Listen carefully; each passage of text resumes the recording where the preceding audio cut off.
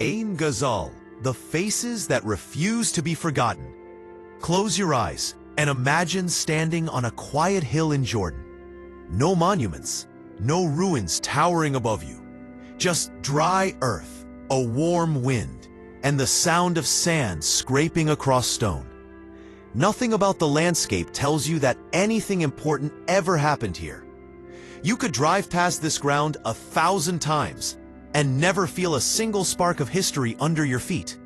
But beneath this soil, sleeping for almost 9,000 years, there were faces. Human faces. Eyes, cheeks, mouths, expressions frozen in a way that doesn't feel like ancient art. It feels like somebody paused time and expected to unpause it later. And when archaeologists finally dug them up, the world realized something unsettling. Our ancestors were not supposed to be this advanced. Not here, not then. Yet, they were.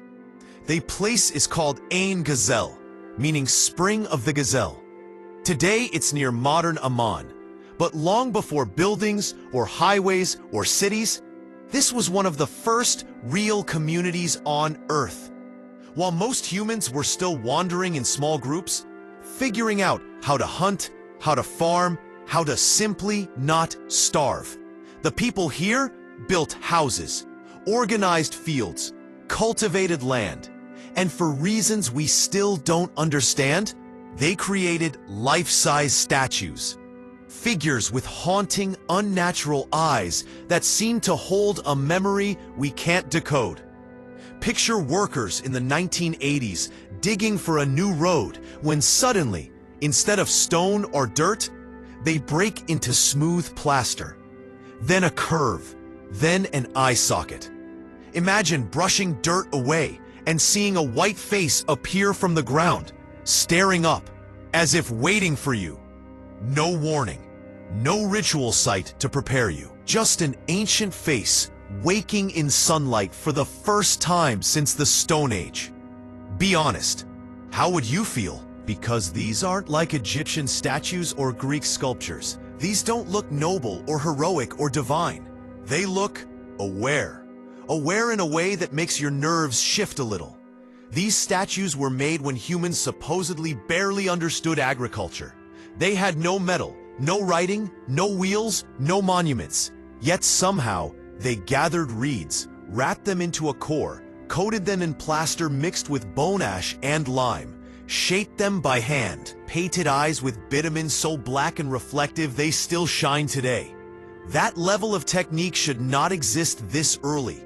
You don't jump from basic shelters and stone tools to full life-sized artistic expressions unless something dramatic happens in the human mind. And here is where I want you to pause for a second and think. If evolution and culture grow slowly, steadily, step by step, then why do sites like this feel like leaps? Like someone suddenly whispered knowledge into the world and then left? Hold that thought. Ain Gazal contained dozens of statues, some full figures, some busts, some with two heads facing opposite directions. Dual-faced figures in the Neolithic era? Why? What did two faces represent? A god? A guardian? A symbol of life and death? Or something more psychological? Watching the world from both sides, seeing the past and the future? These weren't decorations. They weren't toys. They were ceremonial. They were made with intention and then buried. Carefully buried, not smashed or abandoned. They were placed in pits like sleeping bodies, as if they carried souls or memories or something sacred that could not simply be left lying around. If they were meant to be worshipped, why bury them? If they were feared, why make them? And if they were made to preserve something, what? Let's talk about the eyes, because honestly, the eyes are what make these statues unforgettable. They are large, round, almost exaggerated, black painted, glossy, not passive, not empty. They look like they're watching you, observing you, studying you. These eyes don't feel symbolic, they feel functional. They feel like someone believed these figures needed to see. And if you're wondering why that matters, ask yourself this. What kind of mind gives a statue sight? A religious mind or a magical mind? Or a mind terrified of forgetting someone? Or maybe a mind that believed that life and death were not as separate as we think? We plaster over memories today too. Photos, portraits, graves, rituals. But these people gave memories faces, literal faces. And then something strange. Archaeologists at Ain Gazal also found human skulls that had been coated with plaster to rebuild faces.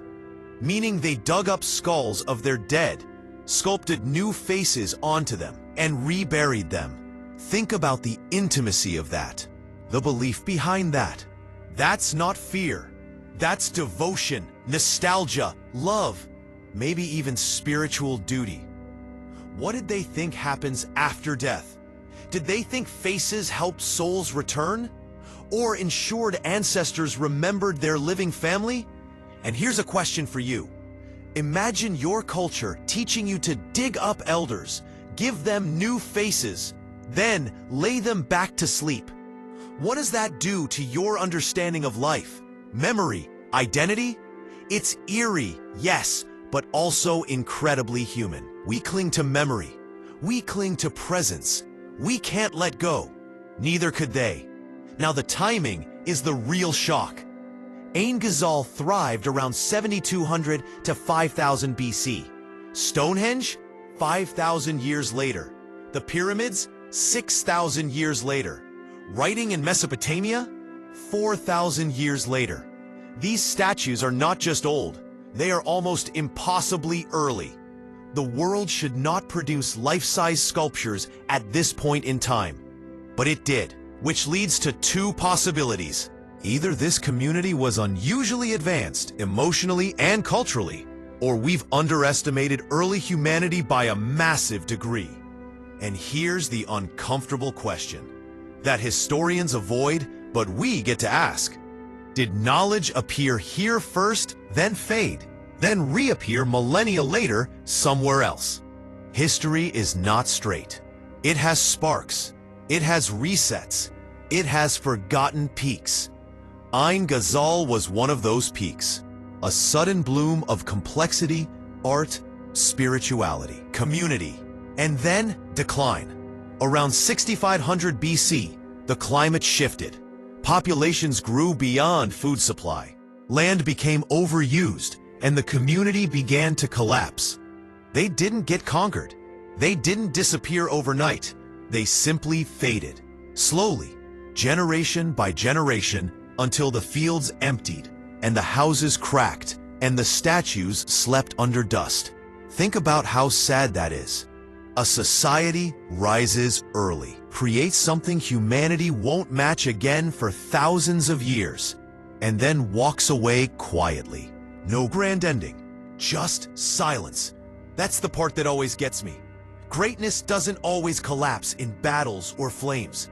Sometimes it just sinks into the earth and waits. And this brings us to the most mysterious thought of all. Why did they build these statues? What did they think they were doing? Many archaeologists say they represent ancestors. Others say spirits. Some say they are ritual guardians, protecting homes or sacred sites. But here's my favorite theory, and tell me what you think.